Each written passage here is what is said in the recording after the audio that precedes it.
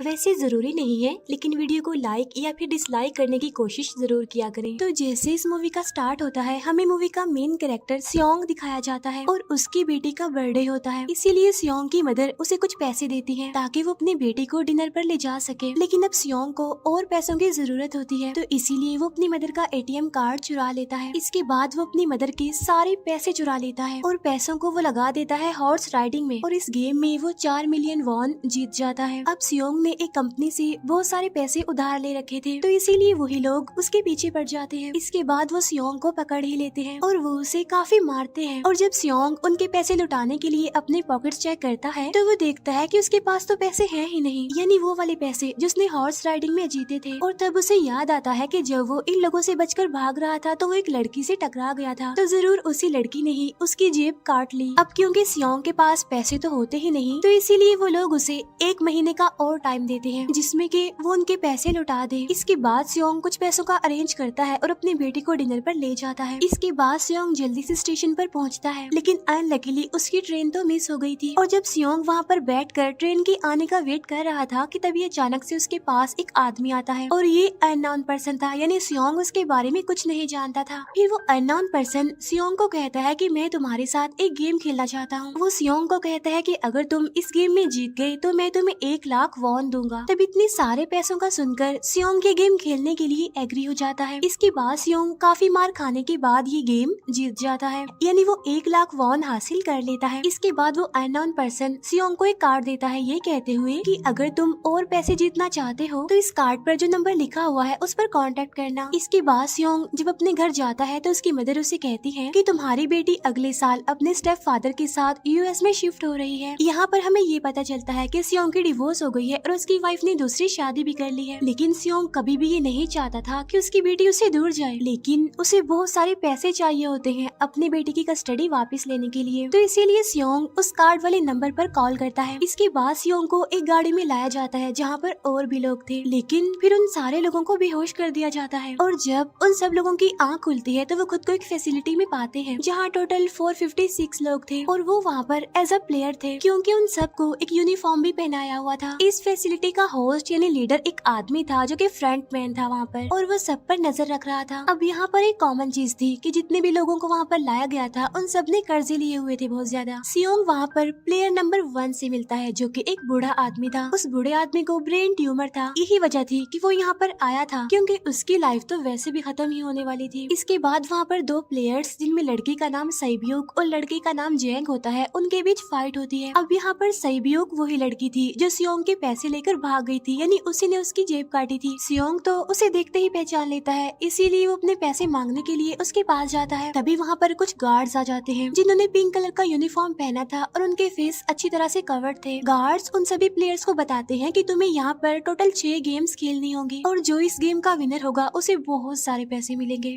इसके बाद उन सबसे एक कॉन्ट्रैक्ट पर साइन करवाया जाता है और इस कॉन्ट्रैक्ट के 3 मेन रूल्स थे। पहला रूल ये कि कोई भी प्लेयर अपनी मर्जी से गेम को छोड़कर नहीं जा सकता। दूसरा रूल ये होता है कि जो भी प्लेयर खेलने से मना करेगा तो उस प्लेयर को एलिमिनेट कर दिया जाएगा, और उनके मुताबिक एलिमिनेट का मतलब क्या था ये तो हम आगे ही जानेंगे। गेम का तीसरा रूल ये था कि अगर मेजोरिटी इस गेम को खेलना नहीं चाहती तो वो इस गेम को छोड़कर जा सकते हैं। इसके बाद उन सबको गेम के लिए ले जाया जाता है। अब यहाँ पर सियोंग अपने क्लासमेट सेंगवू से भी मिलता है जो कि उसे बचपन से जानता था। सियोंग उसे वहाँ पर देखकर काफी हैरान होता है क्योंकि वो तो किसी बिजनेस के लिए आउट ऑफ कंट्री चला गया था। अब पहले गेम के लिए वहाँ पर एक काफी बड़ी डॉल थी और इस गेम का रूल काफी सिंपल था, और वो ये था कि डॉल जब भी गाना गाएगी उन सबको आगे बढ़ना है, और जैसे ही वो गाना गाना बंद करेगी तो उन सबको रुक जाना है और मूव नहीं करना है, और अगर कोई हिल गया तो उसे एलिमिनेट कर दिया जाएगा। अब स्टार्टिंग में तो ये सब कुछ उन्हें किसी प्रैंक की तरह लग रहा था, लेकिन जब एक लड़का हिल जाता है तो उसे शूट करके मार दिया जाता है, और यही होता है एलिमिनेट का मतलब, यानी उन्हें मार दिया जाएगा। अब ये देखकर वो सारे लोग काफी घबरा जाते हैं और उन्हें पता चल चुका था कि वो खतरे में है, इसीलिए लोग डरते हुए पैनिक करते हुए इधर उधर भागने लगते हैं।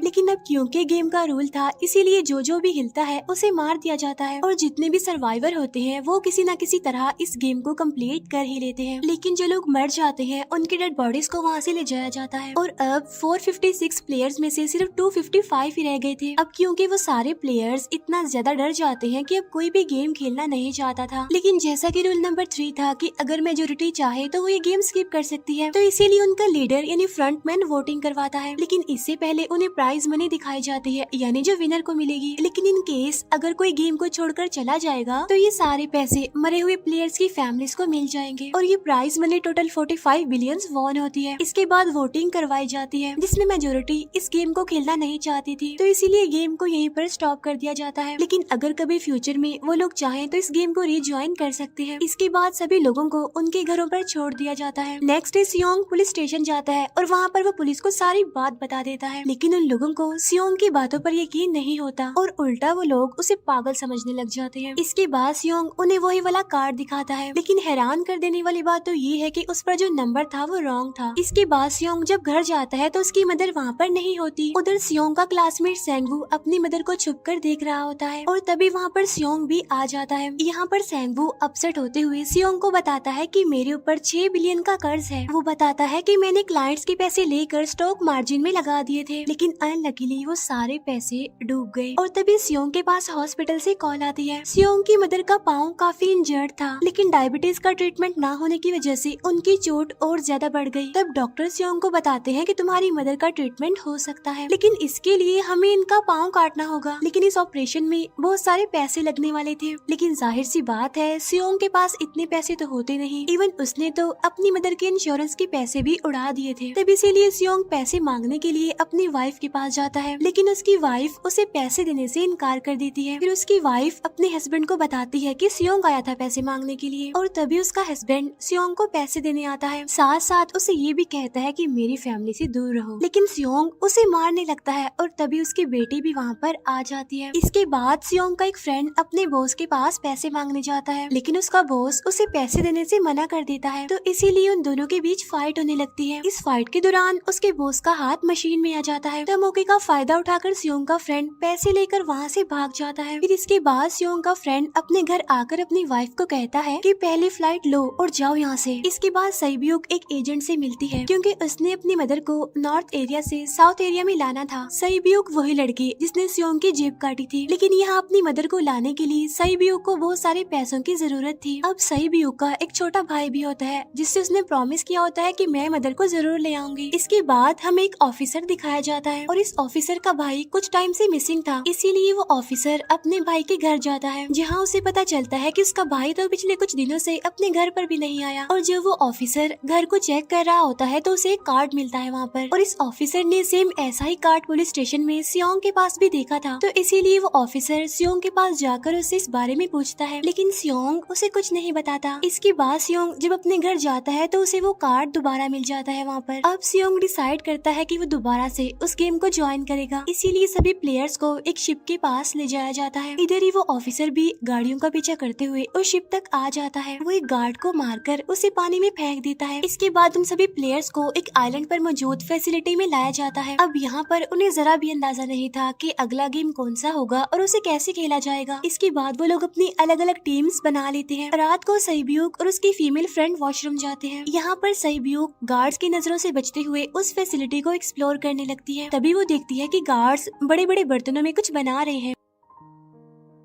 लेकिन अब क्योंकि गार्ड्स को शक हो जाता है तो ये गार्ड वॉशरूम्स को चेक करने के लिए आता है, लेकिन तब तक सईब्यूक वापस आ चुकी थी। इसके बाद सईब्यूक अपनी फीमेल फ्रेंड को सारी बात बता देती है जो उसने देखा था, लेकिन यहाँ पर सेंगवू उन दोनों की बातें सुन लेता है और वो इस बारे में सईब्यूक से पूछता है, जिस पर सईब्यूक बताती है कि वो बड़े बड़े बर्तनों में कुछ पका रहे थे। इसके बाद उन सभी प्लेयर्स को प्ले ग्राउंड में लाया जाता है, जहाँ पर उनके सामने 4 शेप्स थी। 4 शेप्स में से उन्होंने किसी एक शेप को चूज करना था। अब यहाँ पर सेंगवू को पता चल जाता है कि गेम क्या है और क्या करना है हमें। सेंगवू सियोंग को बताता है कि सबने अलग अलग शेप्स को चुनना है। इसके बाद उन सभी को एक छोटा सा बर्तन दिया जाता है जिसमें की शेप्स बनी होती है। अब गेम उनकी ये होती है कि उन्होंने किसी तरह उस शेप को बाहर निकालना है बगैर डैमेज किए, लेकिन अगर शेप जरा से भी खराब हो गई तो उन्हें एलिमिनेट कर दिया जाएगा, यानी मार दिया जाएगा। अब यहाँ पर सेंगवू तो इजिली उस शेप को निकाल लेता है, लेकिन सियोंग इतना ज्यादा घबरा जाता है कि उसकी हालत खराब होने लगती है, लेकिन फिर वो किसी न किसी तरह करके इस गेम को भी जीत लेता है। इसके बाद उन सबको वापस से रूम में लाया जाता है। अब यहाँ पर 187 प्लेयर्स वापस आए थे, जिनमें से अब सिर्फ 108 ही रह गए थे। इसके बाद उन सबको खाने के लिए ले जाया जाता है, लेकिन खाने की वजह से जैंग की एक लड़के से फाइट हो जाती है, जहाँ पर जैंग उस लड़के को इतना ज्यादा मारता है कि वो मौके पर ही मर जाता है। इधर ही हम देखते हैं कि उन प्लेयर्स में से एक डॉक्टर होता है जो गार्ड्स के साथ मिलकर मरे हुए लोगों के ऑर्गन्स निकाल कर उन्हें चाइनीज को बेचने का काम करता है। इसीलिए जब भी डेड बॉडीज को ले जाया जाता है तो वो डेड बॉडीज को गायब कर लेते हैं, क्योंकि ये सब कुछ एक प्लान के अकॉर्डिंग चल रहा था, क्योंकि ये सारा कुछ फ्रंट मैन से छुप कर हो रहा था। यही वजह थी कि कंट्रोल रूम में भी उन्होंने अपना ही एक आदमी बिठाया हुआ था जो कि उन लोगों की सारी वीडियो फुटेज डिलीट कर देता था, और गार्ड्स तो डॉक्टर को गेम के बारे में पहले ही बता देते थे ताकि वो सरवाइव कर सके। यहाँ पर एक गार्ड उसी प्लेयर डॉक्टर को बताता है कि आज हमने प्लेयर्स को जानबूझकर खाना कम दिया है ताकि वो आपस में लड़ने लगे, जिससे होगा ये कि सारे वीक प्लेयर्स गेम से आउट हो जाएंगे। साथ ही गार्ड डॉक्टर को अपनी अगली गेम के बारे में बता देता है। अब 30 मिनट के बाद वहाँ पर लाइट्स ऑफ होने वाली थी। अब यहाँ पर सेंगवू को पता था कि सियोंग की टीम जरूर कोई उल्टा काम करेगी, इसीलिए वो उस टीम को अपने पास बुलाकर उन्हें रिलैक्स रहने के लिए कहता है। उधर वो जो डॉक्टर प्लेयर होता है वो जैंग की टीम में शामिल हो जाता है। यहाँ पर डॉक्टर जैंग को बता देता है कि अगला गेम क्या होने वाला है। इसके बाद लाइट्स ऑफ हो जाती है और जैंग अपनी टीम के साथ मिलकर बाकी सभी को मारने लगता है। जैंग एक लड़की को मारकर सईब्यू को मारने जाता है, लेकिन तभी सियोंग उसे बचा लेता है। इसके बाद गार्ड्स वहाँ पर आकर उन सभी को रोक लेते हैं और अब टोटल 80 लोग रह गए थे। इसके बाद उन सभी को तीसरे गेम के लिए ले जाया जाता है और यहाँ पर उन्हें 10-10 प्लेयर्स की एक टीम बनाने के लिए कहा जाता है, और वो लोग ऐसा ही करते हैं, अपनी अपनी टीम बना लेते हैं। अब क्योंकि जैंग को अगली गेम के बारे में पहले ही पता होता है, इसीलिए वो सईब्यू की फीमेल फ्रेंड को अपनी टीम में नहीं रखता और वो अपनी टीम में सिर्फ मर्दों को ही रखता है। इसके बाद सेंगवू भी अपनी एक टीम बना लेता है। अब क्योंकि उन्हें एक प्लेयर की जरूरत थी तो इसीलिए सईब्यू की फीमेल फ्रेंड उनके टीम में शामिल हो जाती है, और ये गेम असल में टग ऑफ वॉर का होता है, यानी उन्होंने अपने सामने वाली टीम को नीचे गिराना था। इसके बाद गेम स्टार्ट हो जाती है और जैंग की गेम बड़ी आसानी से इस गेम को जीत लेती है। इसके बाद बारी होती है सेंगवू की टीम की। तब प्लेयर नंबर 1 यानी वो बूढ़ा आदमी कहता है कि मैंने अपनी जिंदगी में बहुत सारी टग ऑफ वॉर्स खेल रखी हैं, इसीलिए उन सबको गाइड करता है कि इस गेम को कैसे जीतना है।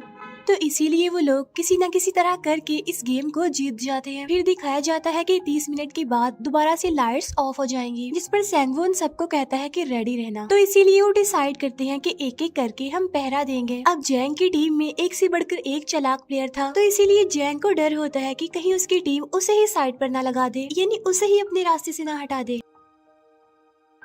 दूसरी तरफ डॉक्टर और गार्ड्स मिलकर डेड बॉडी की ऑर्गन्स निकाल रहे होते हैं और इन ऑर्गन्स को डिलीवर करने जाना था गार्ड नंबर 28 एंड 29। तब वो सभी एक डेड बॉडी के बारे में बातें करने लगती हैं जिसकी सिर्फ एक किडनी थी और वो उसे ज़ॉम्बी कह रहे थे। अब यहाँ पर जो गार्ड नंबर 29 था, यानी जिसने वो ऑर्गन्स डिलीवर करने जाने थे, वो कोई और नहीं बल्कि वो ऑफिसर था जो गार्ड के बेस में वहाँ पर आया था। और ये सब बातें सुनकर उसे शक होता है कि शायद ये लोग मेरे भाई की बात कर रहे हैं, क्योंकि उसकी भी एक ही किडनी थी। इसके बाद नंबर 28 और 29 यानी वो ऑफिसर ऑर्गन्स को डिलीवर करने के लिए चले जाते हैं। रास्ते में वो ऑफिसर नोटिस करता है कि टनल में तो बॉम्ब लगा हुआ है। तब नंबर 28 उसे बताता है कि जब हम यहाँ से बाहर निकलेंगे तो इस जगह को ब्लास्ट कर दिया जाएगा। अब यहाँ पर वो ऑफिसर नंबर 28 से और इन्फॉर्मेशन लेने की कोशिश करता है, इसीलिए नंबर 28 को उस पर डाउट होने लगता है, इसीलिए वो उस ऑफिसर को अपना फेस दिखाने के लिए कहता है। अब यहाँ पर वो ऑफिसर अपना फेस भी दिखा देता है, साथ साथ वो नंबर 28 पर गन पॉइंट भी कर देता है। साथ साथ वो ऑफिसर उससे एक किडनी वाले आदमी के बारे में पूछता है कि वो कौन है जिसे तुम ज़ॉम्बी कहते थे, जिस पर वो नंबर 28 उससे कहता है कि वो तो एक लड़की थी। अब यहाँ पर नंबर 28 उस ऑफिसर को कहता है कि तुम लीडर के रूम में जाकर सारी इन्फॉर्मेशन देख सकते हो, वहाँ पर सबका डाटा है। ये जानने के बाद वो ऑफिसर नंबर 28 को मार डालता है। उधर वो डॉक्टर गार्ड से अगली गेम के बारे में पूछता है, लेकिन इस बार गार्ड्स को भी अगली गेम के बारे में पता नहीं होता। तब इसीलिए डॉक्टर को गुस्सा आ जाता है और वो एक गार्ड को पकड़ लेता है और उनकी फाइट होने लगती है। इसी फाइट में डॉक्टर डॉक्टर उस गार्ड को मार कर वहाँ से भाग जाता है। इसके बाद एक गार्ड भी उसका पीछा करता है और वो दोनों प्लेग्राउंड में आ जाते हैं। यहाँ पर गार्ड डॉक्टर को अपनी बातों में फंसा कर उसे मारने वाला होता है, लेकिन तभी लीडर यानी फ्रंटमैन आकर उसे मार डालता है और बाद में वो उस डॉक्टर को भी मार डालते हैं। साथ साथ इन्हें वहीं पर नंबर 28 की डेड बॉडी भी मिल जाती है, जिससे इन्हें ये पता चल जाता है कि फैसिलिटी में कोई घुस गया है। उधर वो ऑफिसर लीडर यानी फ्रंटमैन के रूम तक पहुंच जाता है। तब वो चेक करते करते एक ऐसे रूम में जाता है जहाँ पर सबके रिकॉर्ड्स थे, और जब वो ऑफिसर रिकॉर्ड चेक कर रहा होता है तो उसे सभी विनर्स की एक लिस्ट मिलती है, जिसमें उसके भाई का भी नाम था, यानी वो भी कभी विनर था। उधर सभी प्लेयर्स को 4th गेम के लिए ले जाया जाता है, जहाँ पर उन सबको अपना अपना पार्टनर चुनने के लिए कहा जाता है, और वो प्लेयर्स करते भी ऐसा ही है, अपना अपना पार्टनर चुन लेते हैं। सहीब्यूक की फीमेल फ्रेंड भी अपना पार्टनर ढूंढने की कोशिश करती है, लेकिन कोई भी उसका पार्टनर बनने को तैयार ही नहीं था। इसके बाद सभी प्लेयर्स को 10-10 मार्बल्स दिए जाते हैं। असल में ये गेम ऐसी होती है कि एक प्लेयर को अपने पार्टनर से सारे मार्बल्स लेने होते हैं बगैर कोई जोर जबरदस्ती किए, और जो दूसरा पर्सन होगा यानी जिसके पास मार्बल्स नहीं होंगे उसे मार दिया जाएगा। फिर सैंगवू और सियोंग का फ्रेंड ऑड और इवन का गेम खेलते हैं, जिसमें कि उन्होंने गेस करना था कि सामने वाले के हाथ में कितने मार्बल्स हैं। अब यहाँ पर सियोंग का फ्रेंड सैंगवू के सारे मार्बल्स जीत जाता है, जिसकी वजह से लास्ट में सैंगवू के पास सिर्फ एक ही मार्बल बचता है। अब क्योंकि सैंगवू को पता चल चुका था कि अब वो बच नहीं पाएगा, इसीलिए वो सियोंग के फ्रेंड को अपनी बातों में फंसा कर उसे ये यकीन दिलाता है कि अगर हम में से कोई भी हार गया तो हारे हुए लोगों का मैच दोबारा करवाया जाएगा। अब यहाँ पर सैंगवू धोखे से सियोंग के फ्रेंड के सारे मार्बल्स चेंज कर देता है। इसके बाद सैंगवू मार्बल्स लेकर गार्ड को दे देता है और वहाँ से बाहर चला जाता है, और जब सियोंग का फ्रेंड मार्बल्स चेक करता है तो वहाँ पर पत्थर होते हैं। उधर प्लेयर नंबर 1 यानी उस बूढ़े आदमी की हालत खराब हो रही थी, इसीलिए वो तो इधर उधर घूम रहा था, लेकिन सियोंग किसी तरह उसे खेलने के लिए एग्री कर लेता है। अब यहाँ पर वो दोनों यानी वो बूढ़ा आदमी और सियोंग भी इवन आउट खेलते हैं। अब इनमें से वो बूढ़ा आदमी सियोंग के सारे मार्बल्स जीत जाता है, लेकिन लास्ट राउंड में वो बूढ़ा आदमी भूल जाता है कि उसने क्या चूज किया था। तो यहाँ पर सियोंग उसे बातों में फंसा कर उसके सारे मार्बल्स ले लेता है, लेकिन यकीन मानिए कि वो बूढ़ा आदमी काफी चालाक था। उसने एक मार्बल अपने पास ही रखा हुआ था और वो दोबारा से इधर उधर घूमने लगता है। अब यहाँ पर सियोंग उसे रिक्वेस्ट करता है कि प्लीज मेरे साथ एक और गेम खेलो ना। तब यहाँ पर वो बूढ़ा आदमी कहता है कि मुझे पता है कि तुमने सारे मार्बल्स धोखे से लिए हैं मुझसे। वो कहता है कि मुझे सब पता था, बस मैं पागल बनने की एक्टिंग कर रहा था। तभी सुनकर सियोंग को उस पर तरस आ जाता है और वो उसे ही सारे मार्बल्स दे देता है। उसके बाद सहीब्यूक और उसकी फीमेल फ्रेंड भी गेम खेल रहे होते हैं। उनकी गेम ये होती है कि जो मार्बल्स को दीवार के ज्यादा करीब फेंकेगा वो ही जीतेगा। पहले सहीब्यूक अपने मार्बल्स फेंकती है, लेकिन जब सहीब्यूक की फ्रेंड की बारी आती है तो वो अपने सारे मार्बल्स फेंक देती है। लेकिन जब सहीब्यूक ये देख लेती है तो वो अपने फ्रेंड को दोबारा फेंकने के लिए कहती है, जिस पर उसकी फ्रेंड कहती है कि नहीं सहीब्यूक, मैं बिल्कुल अकेली हूँ, मेरे पीछे तो कोई भी नहीं है, लेकिन अगर तुम्हें कुछ हो गया तो ये अच्छी बात नहीं है, तुम्हारे पीछे तुम्हारा छोटा भाई है, तुम्हारा वेट कर रहा है वो। और इसी वजह से सहीब्यूक की फ्रेंड को मार दिया जाता है। इसके बाद उन सबकी डेड बॉडीज को वहाँ से ले जाया जाता है। इसके बाद वो सब वापिस से रूम में आ जाते हैं। यहाँ पर जैंग देखता है कि सहीब्यूक की वो वाली फ्रेंड तो अभी तक जिंदा है, जो कि बड़ी आराम से बैठी हुई थी। अब यहाँ पर हमें पता चलता है कि सहीब्यूक की ये वाली फ्रेंड जैंग की भी फ्रेंड थी, लेकिन अब क्योंकि उन दोनों के बीच किसी बात को लेकर क्लैश चल रहा था तो इसीलिए जैंग की वो फ्रेंड उसे बुली करने लगती है। इसके बाद फ्रंटमैन को एक डेड बॉडी के पास उस ऑफिसर का आईडी कार्ड मिल जाता है। तभी फ्रंटमैन को पता चलता है कि उसके सारे वीआईपीज आ चुके हैं, तो इसीलिए फ्रंटमैन उन्हें लेने के लिए चला जाता है। फिर सारे वीआईपीज को उनके रूम में लाया जाता है। इसके बाद फ्रंटमैन वीआईपीज के आने के बारे में एक और आदमी को जाकर बताता है, और यही आदमी मेन होता है। और ये कौन होता है हम ये आगे जानेंगे। फिर नेक्स्ट डे उन सबको 5वें गेम के लिए लाया जाता है, जहाँ पर 1 से लेकर 16 तक नंबर पड़े होते हैं, और वो सभी प्लेयर्स अपना अपना नंबर ले लेते हैं। नंबर का मतलब ये था कि जो नंबर भी एक प्लेयर पर आएगा उसके मुताबिक उसकी बारी आएगी। अब यहाँ पर लास्ट में पहला और आखिरी नंबर रह जाता है, यानी 1 और 16। तो यहाँ पर सियोंग कंफ्यूज हो जाता है कि उसे कौन सा नंबर चूज करना चाहिए। अगर उसने पहला नंबर लिया तो वो फंसेगा और मरेगा, क्योंकि उसे नहीं पता कि गेम क्या है। और अगर लास्ट नंबर लेगा तो क्या पता उसकी बारी ही ना आए, टाइम कम रह जाए। और तभी वहाँ पर एक आदमी आ जाता है और वो सियोंग को कहता है कि मुझे पहला नंबर चाहिए, क्योंकि मैं अपनी जिंदगी में कभी भी फर्स्ट नंबर पर नहीं आया। फिर इसके बाद उन्हें गेमिंग रूम में लाया जाता है। अब इस गेम का रूल ये होता है कि दिए हुए टाइम में उन्हें ब्रिज की दूसरी साइड पर जाना है। अब इसके बीच में दो तरह के ग्लास लगे होते हैं, एक तो होता है आम ग्लास और एक होता है टेम्पर्ड ग्लास। आम ग्लास पर पाँव रखते ही वो टूट जाएगा और वो लोग नीचे गिर जाएंगे। इसके बाद गेम स्टार्ट हो जाता है और वो लोग एक एक करके मरने लगते हैं। फिर एक टाइम ऐसा आता है जब जैंग सबके सामने होता है और वो आगे ही नहीं बढ़ रहा होता। अब उनके पास एक ही रास्ता था, या तो वो आगे जाए या सारे ही मर जाएं। और तभी जैंग के सामने उसकी वही फ्रेंड आ जाती है जो उसे बुली कर रही थी, और वो जैंग को कहती है कि मैंने तुम्हें कहा था कि जिस दिन तुमने मुझे धोखा दिया मैं तुम्हें मार दूंगी। इसके बाद वो जैंग को पकड़ लेती है और उसे लेकर नीचे कूद जाती है, जिसकी वजह से उन दोनों की मौत हो जाती है। अब वहाँ पर एक आदमी था जो कि ग्लास कंपनी में काम करता था और उसे पता था कि टेम्पर्ड ग्लास कौन सा है, लेकिन जब फ्रंट मैन को इस बात का पता चल जाता है तो वो लाइट्स ऑफ करवा देता है ताकि वो ग्लास को पहचान ही ना पाए। अब लास्ट में एक ही स्टेप बचता है और उनके पास तो टाइम ही नहीं था, इसीलिए सेंगवू उस आदमी को धक्का दे देता है। तो यहाँ पर सेंगवू, सियोंग और सैब्यूक ब्रिज को पार कर लेते हैं, लेकिन ग्लास टूटने की वजह से उन्हें काफी चोट लग जाती है, खास तौर पर सैब्यूक को। उधर उस ऑफिसर ने एक सर्वेंट को मारकर उसकी जगह खुद ले ली थी। अब एक वीआईपी को उस ऑफिसर पर शक होता है और वो उसे कहता है कि अपना मास्क रिमूव करो, लेकिन वो ऑफिसर कहता है कि ठीक है, लेकिन मैं अंदर जाकर अपना मास्क रिमूव करूंगा। इसके बाद वो ऑफिसर उस वीआईपी को लेकर अंदर चला जाता है। अंदर जाकर वो ऑफिसर उस वीआईपी को बेहोश कर देता है और इस बात का पता फ्रंट मैन को चल जाता है, इसीलिए फ्रंट मैन उसके पीछे जाता है और वो उस ऑफिसर को देख लेता है, इसीलिए वो ऑफिसर वहाँ से भागकर आइलैंड पर आ जाता है। फ्रंट मैन भी उसका पीछा करते हुए वहाँ पर आ जाता है। अब यहाँ पर वो ऑफिसर अपने सीनियर्स को कॉल करने की कोशिश करता है, लेकिन कॉल कट हो जाती है। फिर वो ऑफिसर उन्हें सारे सबूत भेजता है, लेकिन वहाँ पर नेटवर्क नहीं था। इसके बाद फ्रंट मैन ऑफिसर को पकड़ लेता है और उसे उनके साथ चलने के लिए कहता है, लेकिन वो ऑफिसर तो उस फ्रंट मैन पर गोली चला देता है। इसके बाद फ्रंट मैन अपना मास्क उतार देता है, तो वो ऑफिसर देखता है कि वहाँ पर कोई और नहीं बल्कि उसका अपना भाई है वो। इसके बाद ऑफिसर का भाई यानी फ्रंट मैन उसे शूट कर देता है और वो जाकर पानी में गिरता है। उधर ग्लास लगने की वजह से सैब्यूक काफी इंजर्ड हो गई थी और उसका बहुत सारा खून भी बह रहा होता है। इसके बाद तीनों सर्वाइवर्स को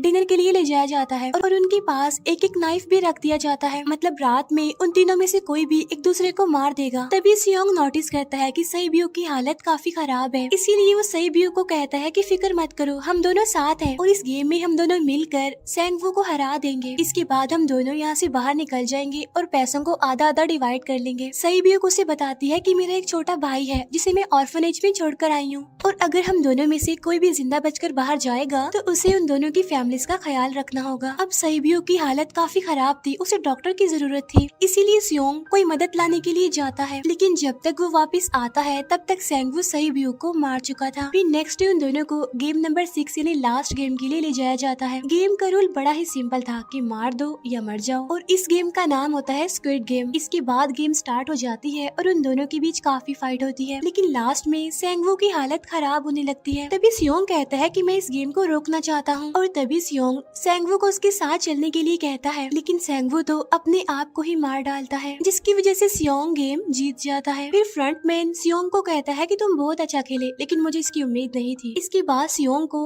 उसके घर पर छोड़ दिया जाता है और उसके पास एक एटीएम कार्ड भी था, और जब सियोंग उस एटीएम कार्ड को जाकर चेक करता है तो वो दिखता है कि सारे पैसे उसके अकाउंट में भेज दिए जाते हैं। इसके बाद सियोंग अपने घर जाता है, लेकिन तब तक उसकी मदर की डेथ हो जाती है। इसके बाद हमें 1 साल बाद का सीन दिखाया जाता है, जहाँ पर हम देखते हैं कि सियोंग की हालत काफी खराब हो गई है, यानी वो अब काफी नशा करने लग गया है और उसने अब तक उन पैसों को हाथ तक नहीं लगाया। एक दिन एक फूल बेचने वाली औरत सियोंग के पास आती है और वो उसे सेम वैसा ही कार्ड देती है जिसमें एक एड्रेस लिखा हुआ था, और फिर सियोंग उस एड्रेस पर जाता है, जहाँ पर उसे पता चलता है कि ये सारा किया धरा किसी और का नहीं बल्कि उस बूढ़े का है, प्लेयर नंबर 1 का, और वो अभी भी जिंदा है। यहाँ पर वो बूढ़ा आदमी सियोंग को बताता है कि मैं अपनी लाइफ से बोर हो चुका था और ये सारी गेम मैंने अपने क्लाइंट्स के साथ मिलकर बनाई ताकि मैं लोगों को मरता हुआ देखकर एंजॉय कर सकूं, लेकिन हाँ, हमने किसी को मजबूर नहीं किया था ऐसा करने के लिए, और मैंने गेम में इसीलिए पार्टिसिपेट किया क्योंकि गेम देखने से ज्यादा उसे खेलने में मजा आता है। वो कहता है जो पैसे तुम्हारे पास है वो मेरे ही हैं, और ये कहते ही उस बूढ़े आदमी की मौत हो जाती है। इसके बाद सियोंग सैब्यूक के छोटे भाई के पास जाता है और उसे लेकर वो जाता है सेंगवू की मदर के पास, और वो सेंगवू की मदर को कहता है कि इस बच्चे का ख्याल रखना, साथ साथ वो उसे एक बैग भी देता है जिसमें बहुत सारे पैसे होते हैं। इसके बाद सियोंग स्टेशन पर जाता है, जहाँ पर उसे वही अननोन पर्सन मिलता है जो कि उसे मूवी के स्टार्ट में भी मिला था। यहाँ पर सियोंग उसका पीछा भी करता है, लेकिन तब तक वो भाग चुका था। फिर सियोंग उस कार्ड वाले नंबर पर कॉल करता है और वो पूछता है कि तुम लोग कौन हो और लोगों के साथ ऐसा क्यों कर रही हो, क्यों खेल रही हो लोगों की जिंदगी से। लेकिन आगे से उसे रिस्पॉन्स आता है कि सियोंग, अगर तुमने जिंदा बचना है तो प्लेन में चढ़ जाओ। और इसी के साथ ये मूवी यहीं पर एंड हो जाती है। Thank you for watching.